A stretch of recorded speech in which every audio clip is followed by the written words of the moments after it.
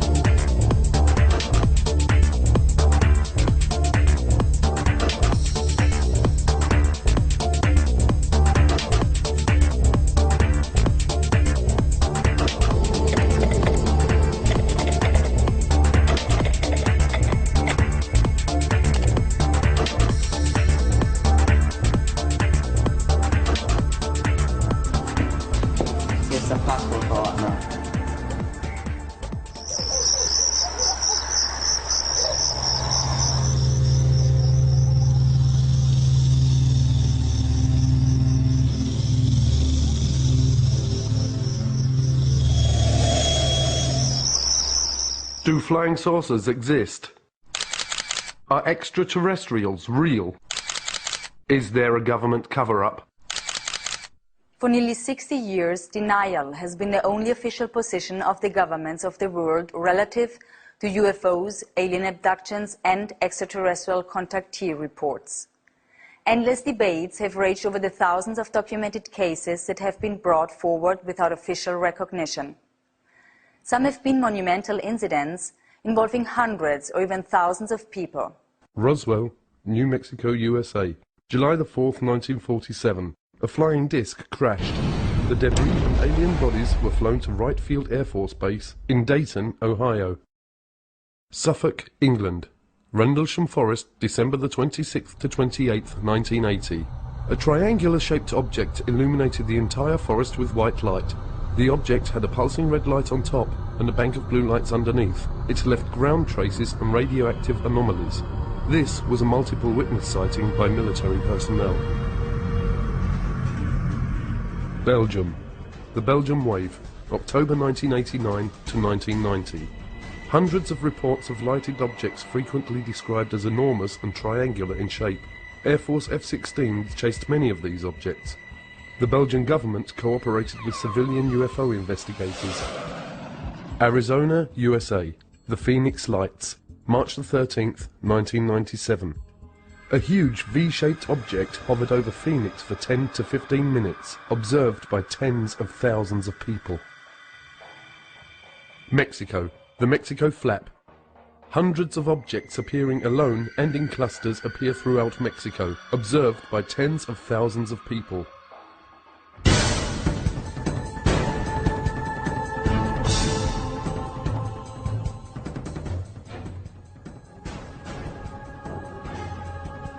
Flying saucers are real. On the Black Vault, you can download documents that prove that the United States Air Force bases have been breached by UFOs, their restricted airspace.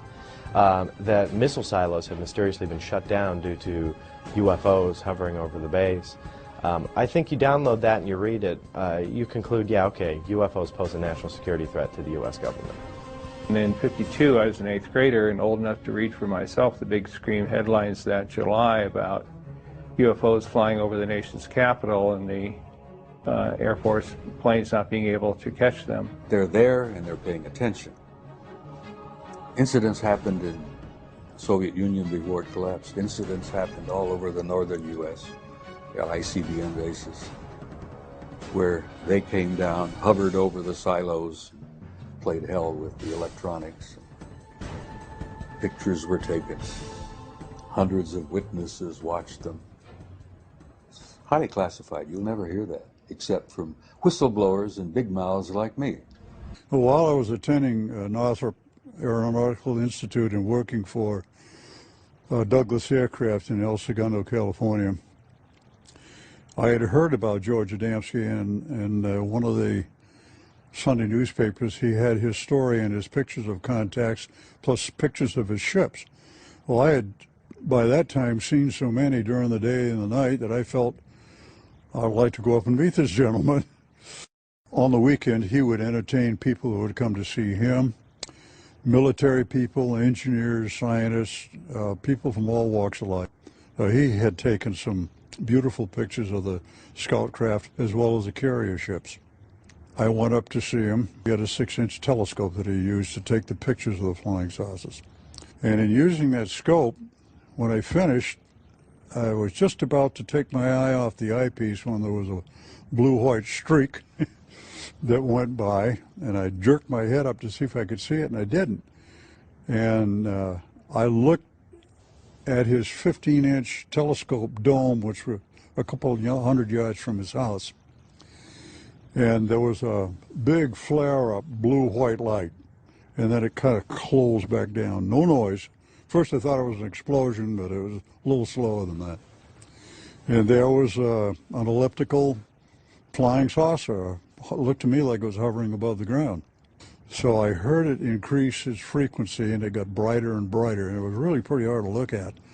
And it shot straight up until it looked like one of the stars. If you've ever been to Mount Palomar at night on a dark night, boy, they're big and bright. And it stopped for an instant, and then it shot over the horizon over San Diego. We have more than one witness who have been involved in the tracking of these objects on radar. You know, many people say, well, look, if this stuff was real, why are there no radar reports? I said, we have them. We actually have the radar tapes from the FAA. This is not just UFOs, and this is not being visited by guys from other planets. I was to learn later that our security, our intelligence people, our military people concluded and learned we were not merely dealing with interplanetary visitation. We were being visited by guys from other star systems, which technologically, you know what that means. They're not just from another planet like Venus or Mars or somewhere. These guys are from other stars. I'm convinced after studies since 1958 that the evidence is overwhelming that planet Earth is being visited by intelligently controlled extraterrestrial spacecraft. In other words, some UFOs are alien spacecraft. Most are not. I don't care about those. Most isotopes aren't fissionable. I don't care about the ones that aren't if I want to build a reactor. If somebody who had the clearance to carry nuclear weapons or launch nuclear weapons saw these objects over a nuclear facility and reported it and have documents to prove it happened, this is dispositive. That's what someone who is wanting to look into this, who says, well, could this really be true and I don't know about it, they need to look at that, and we've assembled it. We have a 600-page book of top secret documents and the transcripts of these witnesses. We have videotapes. So I began watching the newspapers for any newspaper reports. I started buying magazines that had a UFO article in the magazine and collecting these, and from those I would get names and addresses. And I often called the people who wrote the articles to get them. Then I'd go interview those people myself, and if they took pictures, I'd try to get a copy of the picture, and frequently did. And then I began trading the pictures that I already had with other people that had pictures to get more pictures, and eventually built a library of pictures, probably the largest in private hands in the world. Is over 4,000 pictures of real UFOs. Now, if I can collect that many alone as a single individual working by myself, how many pictures do you think the government has got when every government employee is a potential investigator? Every agent on trained investigator, all collecting and contributing to the government file. They must have hangars full of pictures. What Air Force Manual 10-206 says is that a U.S. Air Force pilot who sees a UFO has to report it in a particular way and manner. They outline in this form exactly how to report it. They say list the size, the shape, direction of travel, how big the object was, what were the wind conditions like. And you go through this big form and say, you know, your UFO sighting. The manual then goes on to state that you have to forward this to the NORAD installation. This is that one Air Force base that claims, oh no, we haven't collected these things since 1969. The problem is this form was last updated in October of 2004. In 1977, I proposed and became director of a proposed extraterrestrial communication study done in conjunction with the Jimmy Carter White House. Jimmy Carter, of course, had a close encounter with a UFO in the company of 10 members of the Leary, Georgia Lions Club in 1969 while he was running for governor of Georgia. While he was governor of Georgia in 1973, he had filed an official UFO report. It's now on the internet so everybody can see it. The 1976 U.S. presidential campaign was extraordinary because it was waged between Jimmy Carter, on the one hand, he's had a close encounter, and the first campaign waged on a platform which included a disclosure plank of sorts. Jimmy Carter was asked on various occasions, and this is documented, once elected, would he open up the extraterrestrial UFO files, and he said yes, he would. We have over 450 military and intelligence witnesses.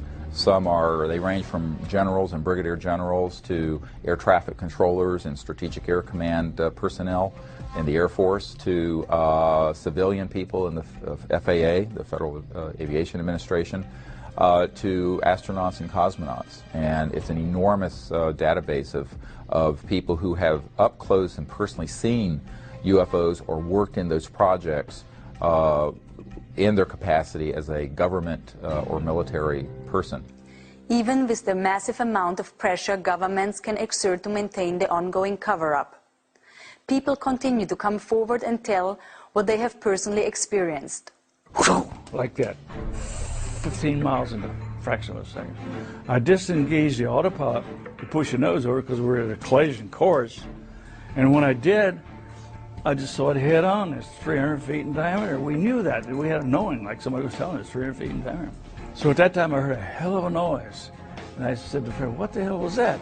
He said, well, the navigator and the radio man ducking fell, hit their head, one hit their head, hurt their arm, they were scrambling on the deck. So I thought it hit us underneath. So I said, well, where in the hell did it go? And Fred said, it's right over to the right. I can see it. I couldn't see it. So it drifted forward about 5 miles from it. It never got to the altitude that we were at, a few hundred feet below. I began to watch it. Well, we knew then it was a friendly encounter. It just wanted us to see him. So then I went to engage the autopilot again. The magnetic compass was doing like this. And the bird dogs, which is direction finder, the two bird dogs, they were pointing right at this thing, just vibrating like this. And there were a lot of electrical things in the airplane that went haywire. So I told Fred, did you see that coming? He says, it was close, it was doing this. And so I went back to the vacuum operator. That's the old airplane, the vacuum operator, hydraulic operator control. So I go back to that and set. So then we sat there and watched it for a while because it just paced us, stayed with us. And so the other crew wanted to land at large engines, so I had sent back. They came forward. Al Jones, which was the original plane commander, took my seat and was still there. He was watching it. And as I was walking back aft, he decided he was going to chase it. And so he disengaged. When I get back aft, I wanted to see how the passengers do it. They're all on the right-hand side. They could see it underneath the wing. And then, I recognized the doctor back. He was a psychiatrist out of Bethesda, Naval Hospital, plus a lot of other things. So I said, I better talk to him first. So Cornell said, did you see what we saw, Doc? He grinned at me and looked me straight down. Yeah, and he says, yeah, that was a flying saucer. I didn't look at it. I don't believe in such things. When I was 16 years old, I was walking down the street in Arlington, Virginia, and saw 7 red light type UFOs over Washington that made headlines around the world. And since then, I've seen 8 alien vehicles on 8 occasions. The sightings I've had are more things flying right by or bluish-green orb things. I've had 5 sightings. Never reported them because I don't need the grief. But the trick is you can't mention the company name or be in company uniform. 2 of my friends, excellent pilots. One of them was a famous pilot, and they both got fired for doing interviews like this, but they were in uniform. Since I've been a child, I'm looking up into the sky thinking, is there more than just us human beings in this huge universe? And now I do believe there is more life forms, different life forms, and more dimensions than we can perceive. I've had several sightings. Probably the closest sighting would have been back in 1974. I was driving back between Ottawa and Montreal, going towards Montreal. And I remember going on the highway, and we came within literally probably several hundred feet of a huge, huge ship. And at first, we were driving away here, and I'm thinking, am I really seeing this? And we slowed down and sort of peeked out, and an enormous, enormous ship. I would have to say that it was 2-3 times the size of a 747. And it completely silently glided over across the highway, and we saw it go off into the distance. So there was no mistaking that was not anything at that time that would have existed conventionally or militarily. I was a lieutenant from the Bulgarian Air Force. My plane was MiG-21. What I believe there is much more going on than we can see with our naked eye.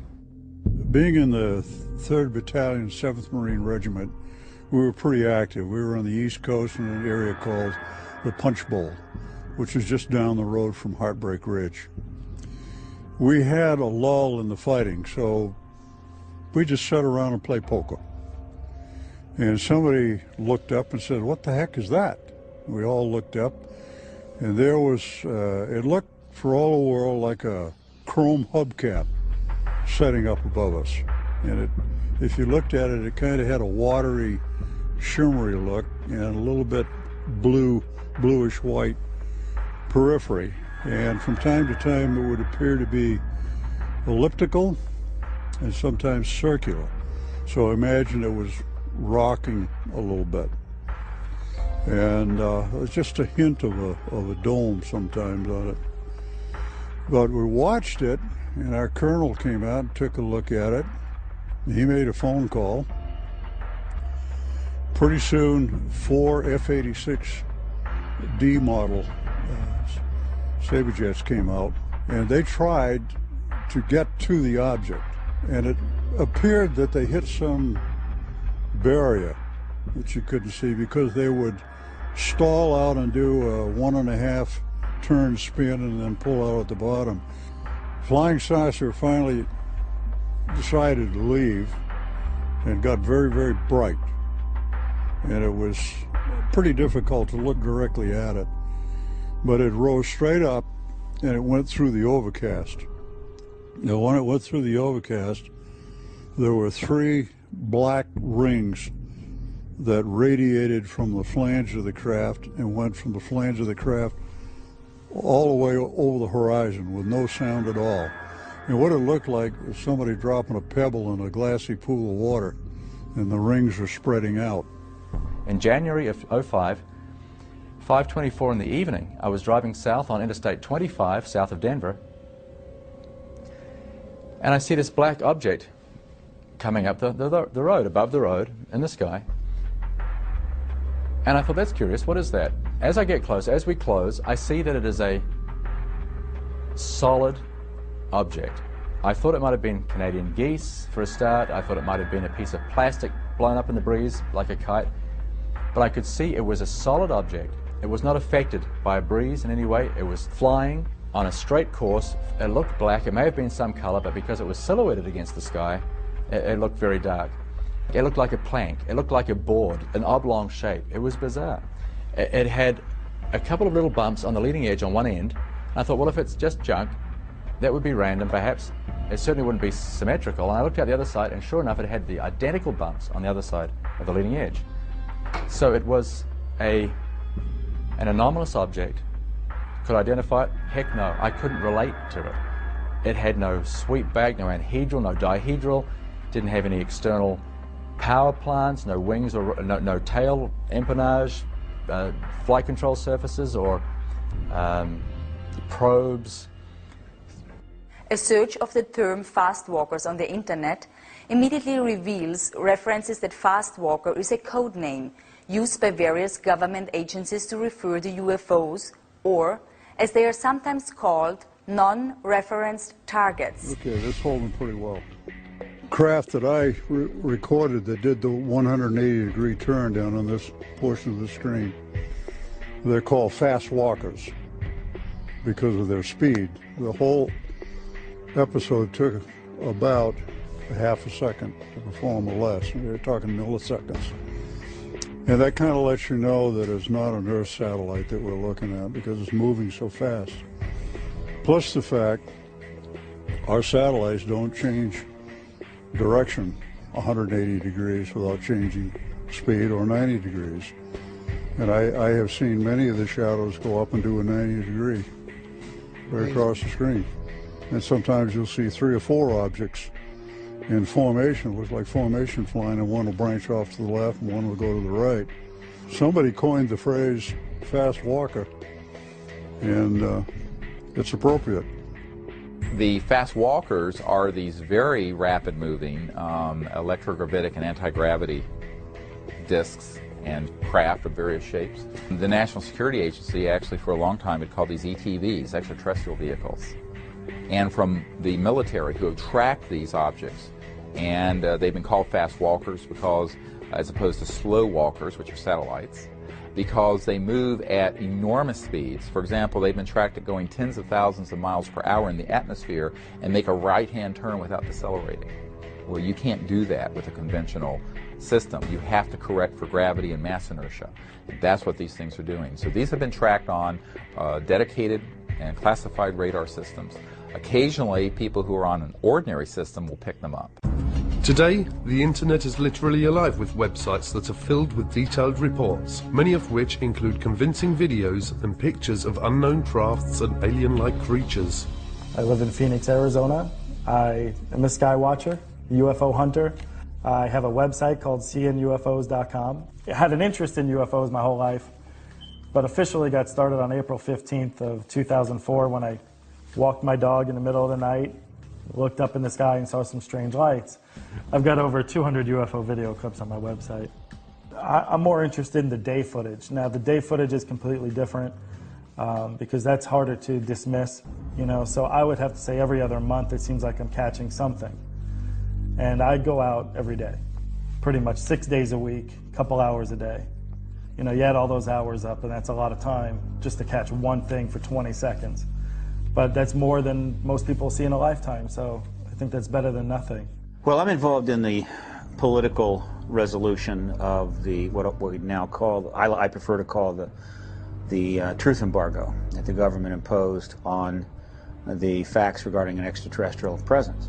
That presence has been established, I think, many times over by the citizen science research that's been going on since the 40s. The government did studies, but they were primarily for show. And the issue, from a government standpoint, has been managed very intensely since '47, at minimum. Managed in the sense that the government was going to deal with it, but deal with it within the national security structure and never acknowledge that there's anything to this. But in fact, there is. I mean, we are being engaged as a planet and as a species by other beings. Possibly multiple species.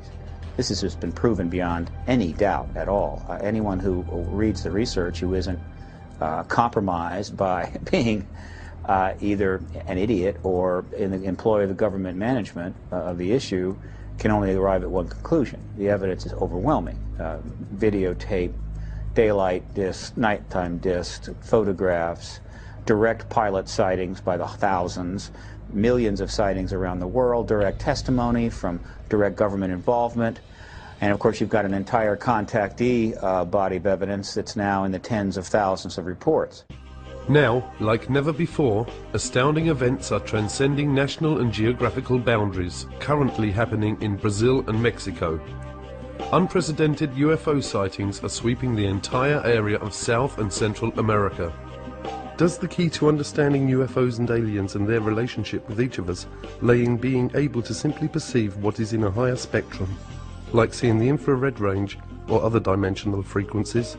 Images gathered from infrared cameras in Mexico and the special cameras used in Brazil seem to indicate that the aliens and their crafts may in fact be all around us. Jaime Maussan is one of Mexico's foremost journalists. Internationally known and respected for more than 3 decades of journalistic work, his investigations and reporting in the UFO field have made him an icon to UFO researchers worldwide. Jaime's weekly network television show, 60 Minutes, in Mexico reaches millions of people each week and regularly carries segments on the subject of UFOs. This flap has been recorded in video. It means that we have evidence to prove that something is really happening in the Mexican Republic. The video camera had become the most important instrument to really capture this new reality. Even the Mexican Army, the Air Force in Mexico, recorded UFOs. That the video was given to me, and I released that to the world. In that case, that happened on March the 5th, 2004, the soldiers were able to record something that they couldn't see with their own eyes. And that's amazing. That was the first time someone recorded something that they weren't able to see.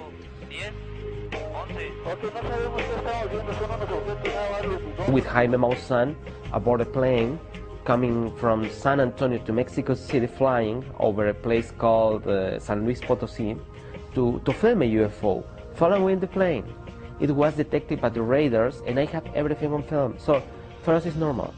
Maybe because we're searching for it. Maybe because we are trying to look for this reality. Maybe they are following us.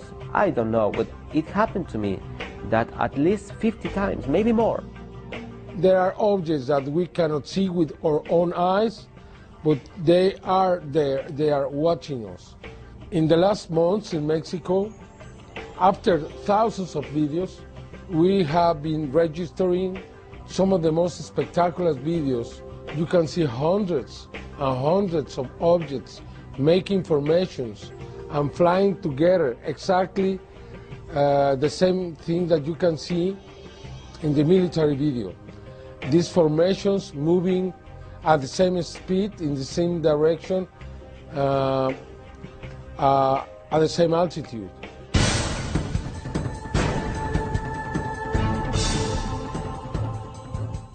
As the more one researches, the more one discovers that literally tens of thousands of very credible people of every age, occupation, and nationality are claiming that they have had personal contact with either aliens or interdimensional beings. Credible researchers now say that as many as 60 different species of intelligent, superconscious beings have been interacting with humanity for millions of years. Physically, they're humanoid. Their skin is as white as a piece of paper. Throughout much of their adult life, they're the same height that I am, 5'11", 6 feet tall. Their eyes are perhaps twice as large as ours. They're typically blue eyes with white pupils, although when they get older, especially the men, their eyes take on a pink shade. Their eyes stretch further around the sides of their head than human eyes do, and their ears and their nose are only about half the size of human ears and noses, and their ears lay back along the side of their head more than a human does. Their lips are not as prominent as humans, and they don't have teeth. They just have ridges because they're plant eaters. They don't eat meat. How can we know for sure exactly how many extraterrestrial races are visiting us or interacting with humanity? I mean, there are different sources disclosing some of that information. I found none the most credible to be whistleblowers, people who have worked in these various secret projects, who in some way have kind of been given information that gives them an idea of exactly how many races are here. One of those sources is a sergeant who worked for 22 years in the Air Force, Clifford Stone, and he was involved in these top secret projects that involved the retrieval of crashed discs. And in that process, he was able to get quite a bit of information on how many extraterrestrial races are visiting us. And he came up with the figure of 57. Others have come up with slightly more. Another prominent whistleblower or a former employee of the CIA is John Lear, and he talks about over 60 races that are visiting the Earth. On one night, I saw between 200 and 300 different tall white individuals. There were so many I couldn't count them, lined up along the mountains to the east of, up along where the ammunition bunker was. On the night that the tall white lady known as Pamela was supposed to finish her final exam to be head of the technology transfer team to go into Livermore. In amongst those 200 or 300 tall whites, and that's just an estimate because I couldn't, it was a crowd of people and I couldn't count them all. There were also American Air Force personnel, nobody below the rank of colonel. There was like a 4-star general, a 3-star general. There were several of them. There were also several American government people in civilian clothing over there. Could it be possible that our universe is not only immense, but that it is full of life, and that there is a great diversity of this life spread throughout our own local galaxy and even our solar system? Equally outstanding is the recent revelation by the government of Brazil of their intent to turn over the official UFO files dating back to as early as 1954 to the people of Brazil. Well, the Virginia case is probably the best well-documented case that we have in Brazil and probably in the world. Yeah, you know that over 80 witnesses came forward, first-hand witnesses came forward during the first weeks, and they are still coming after it happened. During all these years, we still keep getting witnesses that come forward and tell us pieces of the big story that we know that comprises the capture of at least 2 alien creatures in the city of Virginia. We know for a fact, because we have it all documented, plus the witnesses have confirmed and cross-confirmed that one alien was captured in the morning of that day, which was a Saturday, about 10:30, by a fire department and some personnel from the Army. Another creature was seen at the same day by middle afternoon by 3 girls. It was them who called attention of all the city to the fact that strange creatures have been seen, because when the first one was seen and captured in the morning, it didn't draw too much attention. But at the afternoon, when the girls saw another creature and then spread the word to everybody, we saw the devil, that's what they thought they saw. That night of the Saturday, January 20, 1996, that second creature, probably the same one saw by the girls, was also captured by a police troop, a police car, actually a military police car with 2 policemen inside. The one who was sitting in the passenger seat was Marco Elixerezi, and he was lucky enough to be the one who spotted the creature and grabbed it with his own bare arms, bare hands, got back to the car, put the creature in his lap, and took to the hospital. 25 days after that, he died on February 15 of some bacteria attacks, proving that his immunodeficiency system was absolutely destroyed. And Army personnel and authorities kept it all secret for lots of time until the UFO researchers started protesting along with the press, and we did so much pressure that eventually information was released about it. The exobiological aspect, that the probability of life out there has actually increased over what it was in 1950. And the indication that there may be ways of traveling faster than the speed of light so that, hey, they can get here from there. It doesn't mean that they're coming in 5 minutes or they're coming every hour or every day, but you know, they might be able to traverse huge distances in a period of weeks or months or something instead of spending hundreds or thousands of years. Well, look at the UFO sightings. Maybe they provide the answer that they are here. There was talk in the war room about a study that was underway. And this study became initiated in 1961 as a result of an event that occurred early February in 1961, where a flight of unidentified objects were flying from the Soviet sector to the east over the Warsaw Pact, toward the west over the NATO lines. These objects were very high, they were very fast, they were in formation, they appeared to be circular in shape, and they were obviously under intelligent control. They came in a formation of what appeared to be almost 100 of them.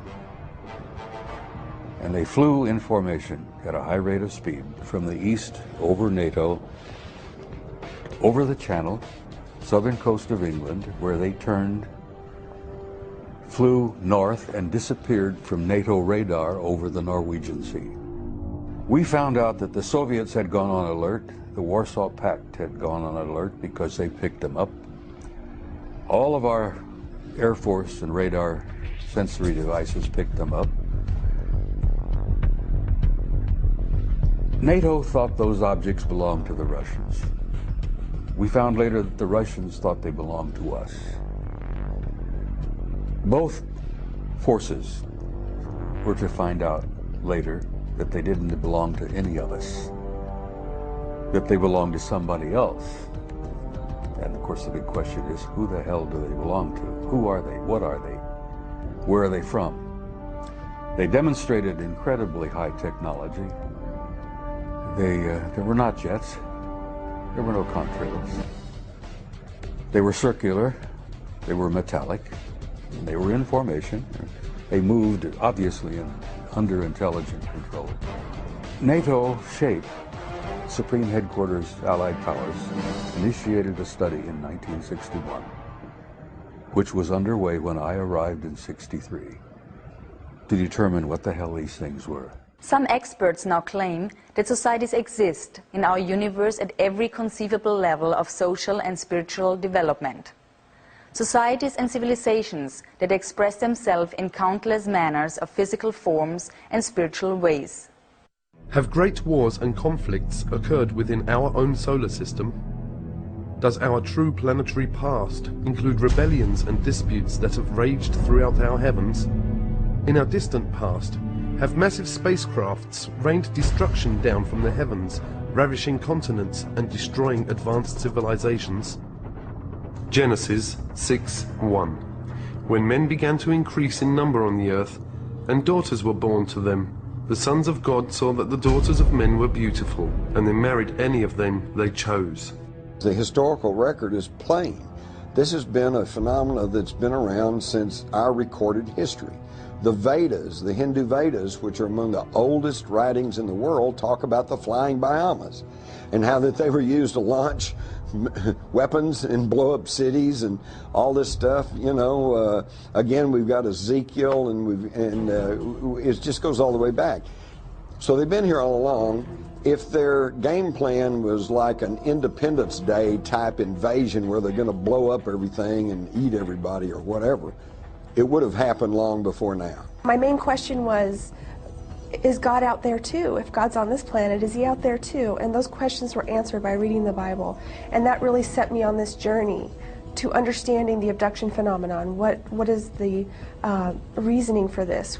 Who's doing this? And all of those questions that we all ask. We think of aliens and we think of angels as, you know, divine beings that we have no idea of and we don't see, we don't communicate with on a daily basis. But it is not only the Bible and other holy works that are filled with references to UFOs and extraterrestrials.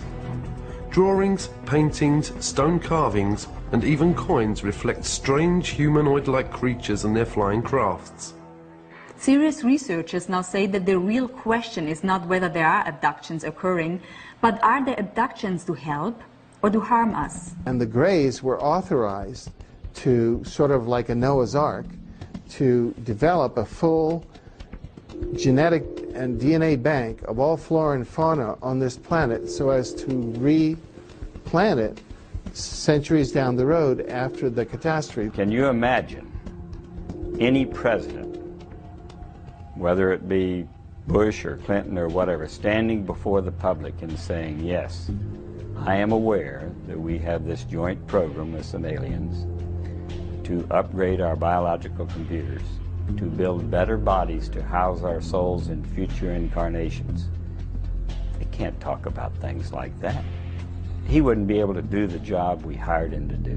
What we know of the reptilians by a number of abductees, contactees, and also whistleblowers is that there seems to be a lot of evidence supporting the existence of this race of beings on the planet for thousands of years. In other words, that we might consider them to be an indigenous Earth species, an advanced non-human species that has lived on the Earth for thousands of years and actually may have played quite an important role in the genetic manipulation or engineering which supposedly has happened when it comes to humanity. There are various groups and individuals, species, who from time to time come and visit this planet, zoop around, and I think that to try to ascribe any one particular motive to them is tantamount to us looking up at the air at a Boeing 767 aircraft and saying, are those people good or bad? You know, you just can't ask that. It's a group of people, a group of intelligent beings. Some of them are good, some of them are not so good. But I will say this, I don't think there's any reason for great fear and anxiety. Most recently, 2 new terms have emerged that also describe human-alien interaction. The most widely used is the word experiencer for those who have had some sort of experience, good or bad, and participator, which has been coined to explain the cases where the individual may have been an abductee originally, but has transcended that situation by now volunteering to participate with his abductors. My contact with extraterrestrial intelligence occurred when I was aboard my sailing boat in Hawaii in the Honolulu harbor. And it was early one morning. It was about 5 o'clock, and I had gotten up early and I had gotten a cup of coffee and I'd gone back to my bunk, and I was just laying there completely dressed, trying to just look at the beautiful sunrise that was occurring through the large skylight above my bed. Then suddenly the most incredible energy enveloped me, and the whole room began to like glow and glisten, and a beautiful woman materialized right next to my bed. And at first I thought I was dreaming or hallucinating. And I said, you can't be real. And she said, well, I am. And I said, well, why are you here? And she said, I'm here as a representative of a group of friends that want you to come to a briefing. The room was lit up completely, but my eyes were closed. I knew somehow not to open my eyes. There was something telling me, don't open your eyes because you won't like what you're going to see. Eventually, I did open my eyes because I could hear noise in the room. There was like scuffling on the floor. I opened my eyes. There were 3 small grey beings with big black eyes and big heads and very skinny, spindly limbs. They pulled me up out of the bed, and then with one behind me and one each side of me holding my elbows, walked me towards the window. And I'm thinking, well, the windows are closed, guys, so you better open them before we go any further. So there was this rationality and irrationality going on at the same time. I boarded what could be called a saucer. It was some type of an interdimensional vehicle that took me to the briefing that was occurred on a planet, the local planet here in our system. It was Jupiter. And the whole planet just radiated with the energy. And I spent time there with these incredible people or beings, and I got a glimpse of mankind's destiny or future as it was possible.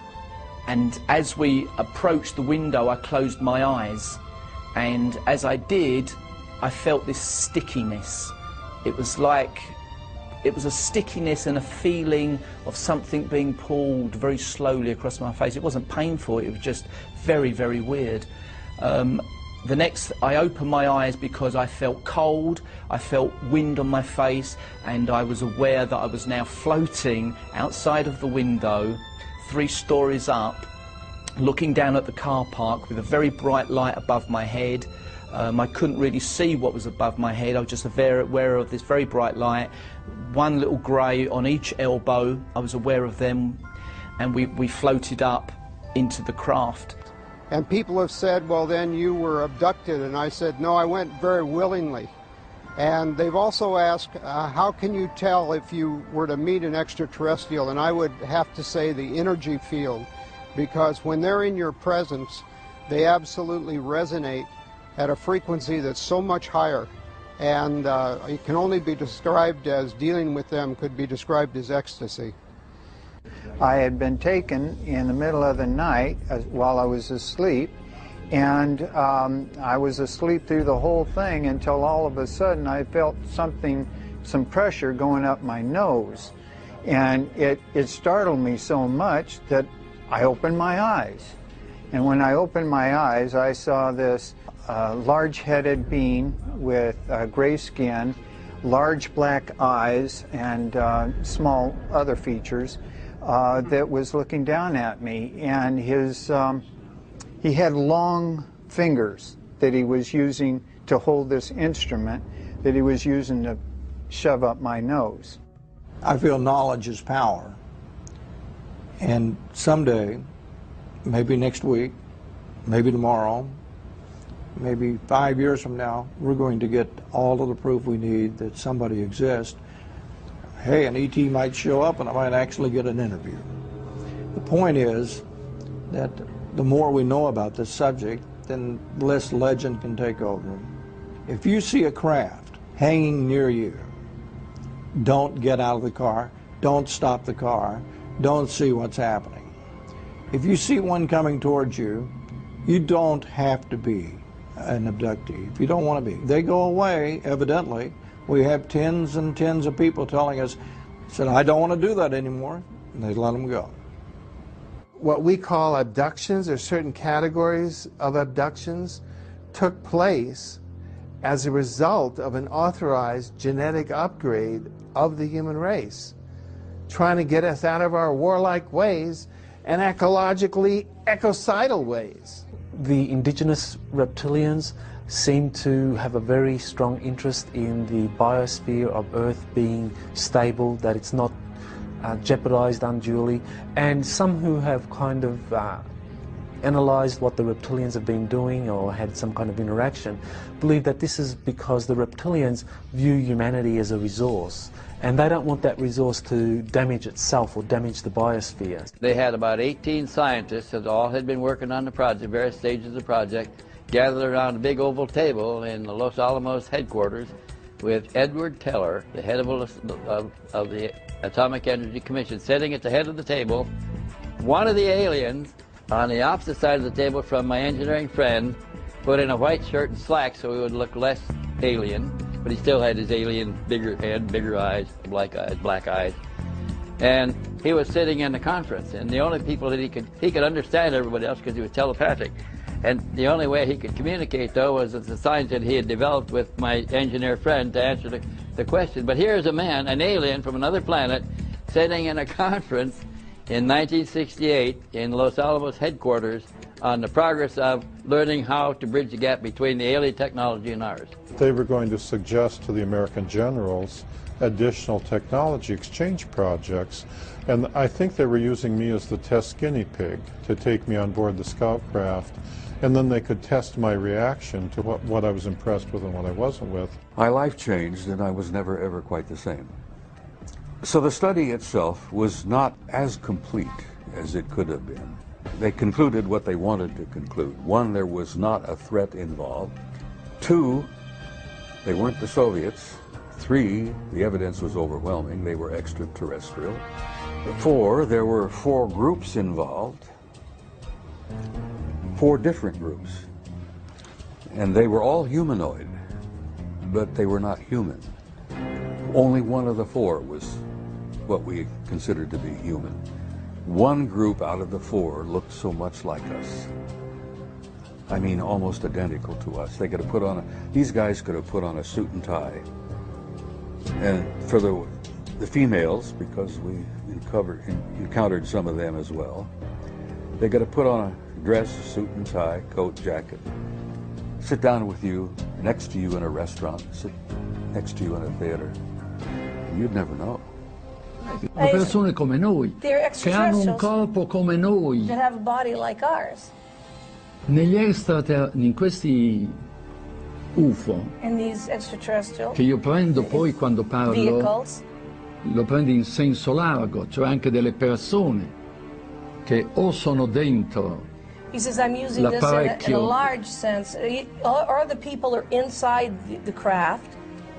ma questo è molto molto difficile pensarlo, oppure comandano, ma sono distanze enormi. Se si fanno vedere da noi, mica c'è un pianeta che è a 1000 chilometri da noi, se no a 1000 chilometri ci It's sarebbero very già difficult, arrivati. but they make themselves seen and known to people on Earth. Quindi è molto ragionevole che siano dentro. So it's probably logical that they're inside a craft instead of coming from somewhere else without a craft. E quindi sono persone come noi, composte di una parte spirituale, che la chiamiamo anima. Gli UFO, io non ho mai parlato con un UFO, non ho avuto... He says they would have to have a soul like we ma do. che abbiano anche un corpo, devono averlo un corpo, They'd have to have some kind of e body. se no sarebbero angeli. Otherwise they would be angels.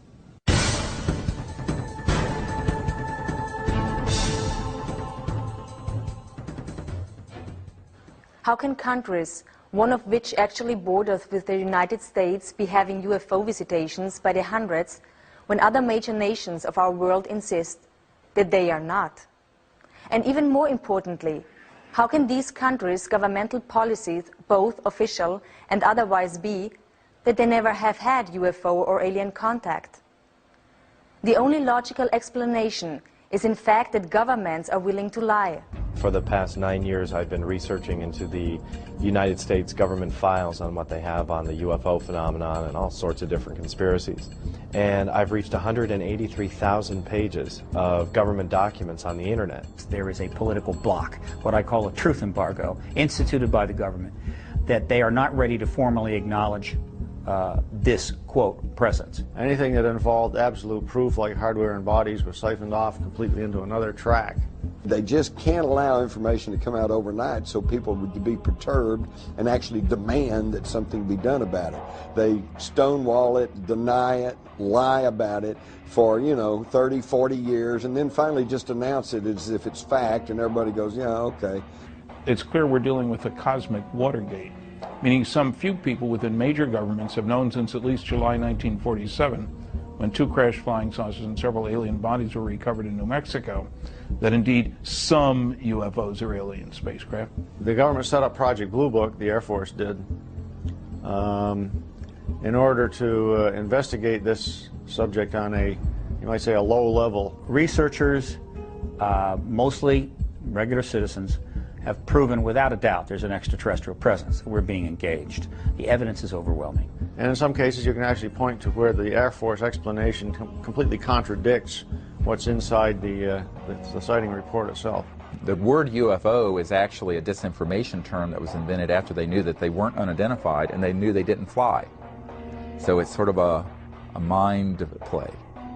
When the first evidence of ET visitation and hardware and so on came along, the U.S. government took the attitude that we couldn't release this to the general public because it had extreme implications for defense. We don't want our enemies to know that we've got one, because then they might try to get one. To the extent that we might be able to back engineer the technology, we don't want to tell somebody else that we're trying to do such a thing. Gus Grissom, who was probably the person I was closest to, felt that they were spam in a can, that the astronauts were just a public relations campaign for a secret military program that was spending much more. The military space program was getting, was a gleaming jewel compared to the junk that NASA was getting at the time. You can get a certain amount of information out through the large media, but it's very superficial, very brief. That's what we found. The in-depth sort of disclosure of what's really going on, who's behind it, what the agenda is, that is almost always stopped. Or if they try to do it, it gets turned into something ridiculous. I almost hate the term UFOs because they really aren't unidentified to the people that know what's going on, or the researchers too.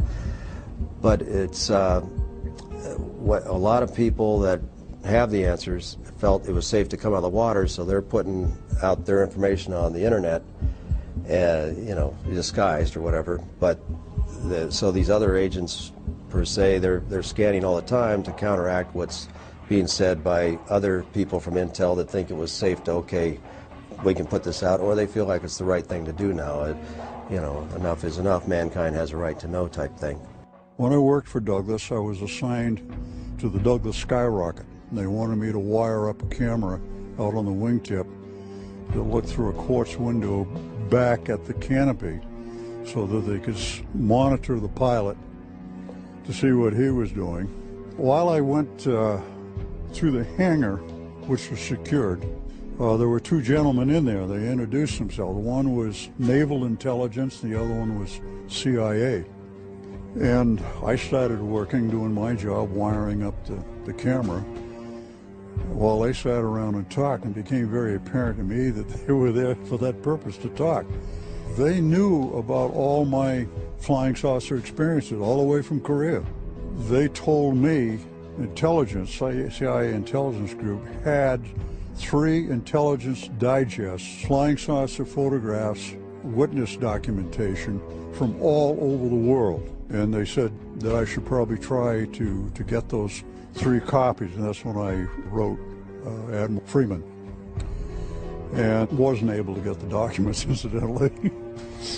But in addition to that, they told me that I should tell people what my experiences have been. And I said, tell everybody you can, because they can't. They were not allowed to talk about it. There's this curtain of ridicule that's been drawn up around the UFO phenomenon. And as long as that curtain of ridicule holds solid, the scientists will be afraid to contribute anything to looking into UFOs. And part of that curtain of ridicule involves the fact that hardly any decent papers have gotten into the refereed scientific literature. So that curtain of ridicule may be slightly opened up now that they have a paper that they can refer to, and if they feel like writing to their own papers on UFOs. The secrecy has invaded, like a cancer, many institutions, including the media, government, corporations. I got into more and more controversial and exotic subjects. I found myself a journalist without a journal. There is definitely very tight control over the flow of information in certain topics through our corporate control mass media. They seem to take it upon themselves to be the gatekeepers of information. Part of this information that they are keeping from us is the just absolutely immense wealth of information concerning the UFO phenomena and the fact that it can be tracked and documented all the way back through history. The only institution that is more corrupt than what I'm describing as this rogue transnational kleptocracy is the major media. Worse than the Congress, worse than the White House, worse than anything at the normal level of clearances at the Pentagon is big media. Big media does not report the truth about these things because they are not free to. And we think in the United States and in the Western world we really have a free press. We have a free press on everything that's not important. On the really important issues, it's very controlled. And this is the most important issue. This is the biggest secret in the history of the human race, the known modern history of government. And they have cooperated with keeping this secret. How is this cover-up contained and maintained through international borders? And if it is, are their motivations the same? The best guess is that since America has such overwhelming economic power, the only worse thing than America being mad at you is for America to ignore you. There are so many countries, economies depend on America that I think that they take their orders from America in some ways. When it comes to the cover-up, I think that's one of them. The U.S. government is not only pressuring Brazilian government, but it's making pressure over almost all countries that are somehow aligned politically aligned to the United States. Now, all South America, except maybe for Chile and Venezuela, who has Chavez, who's a rebel, all the rest of Latin America is very aligned to U.S. politics. So all these countries will do just exactly U.S. President tells them. It is, keep this under wraps. Recent media polls show that over 100 million people in the United States alone believe that there is some form of extraterrestrial life. 45% believe that the Earth has been visited by extraterrestrial beings. Nationally known journalists continue to turn a deaf ear to the public's demands for true investigative reporting on a daily basis, accepting instead the dribble of denial from numerous government agencies as fact, while refusing to interview the legions of researchers who have made serious scientific investigation of UFOs and alien contact their life's work. What else are the governments of the world not saying? What if there is positive proof that UFOs do in fact exist? What if that proof has existed for years, but has been hidden neatly within the fabric of a system of lies and grand deception?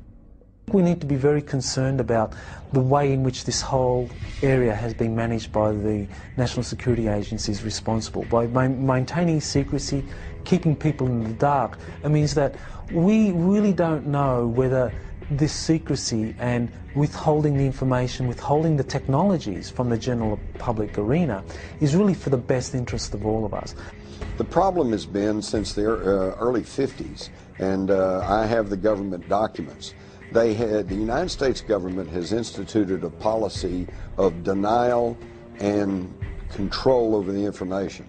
Nothing happening there, folks. Nothing happening there, folks. And if somebody persists in saying, but I saw it, then they're ridiculed.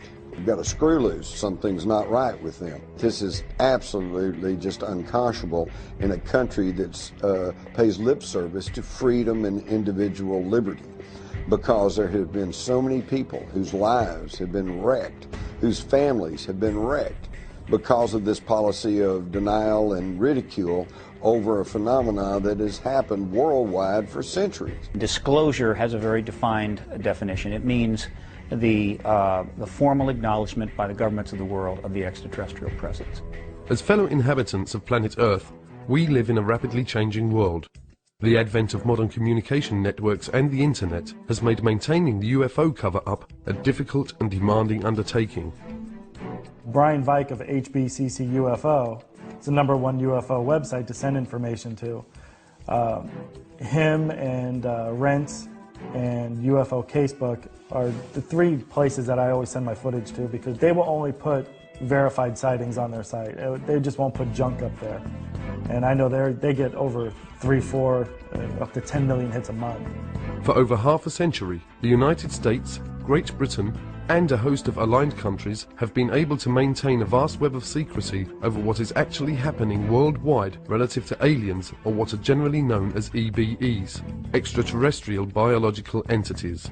But that is rapidly changing, and disclosure, the lifting of the truth embargo, is now taking place. I'll be getting over 500,000 hits this month, But the interesting thing about that is that a couple of thousand of those hits each month are from the military. As far as sharing information on the internet, that is the best way to do it, and probably the safest way, only because I know I've sent DVDs to people and they haven't received them. And I would email them and say, look, I'm going to send you a DVD. Can you analyze it for me and let me know what you think this is? And 2 weeks later, they'll email me and say, I never got it. I'm just waiting for that day when they come knocking on my door and want to talk to me about it. But until that day, I think they know who I am. I think they know we're here. I think this is the way it's going to be done from here on out. Because the military definitely doesn't want to talk about it anymore. Because everything at night to them is a flare or an airplane. On the contrary, we have all this evidence that shows otherwise. Like the dawning of a new day, the internet is quickly sweeping away the darkness. The truth will not be stopped.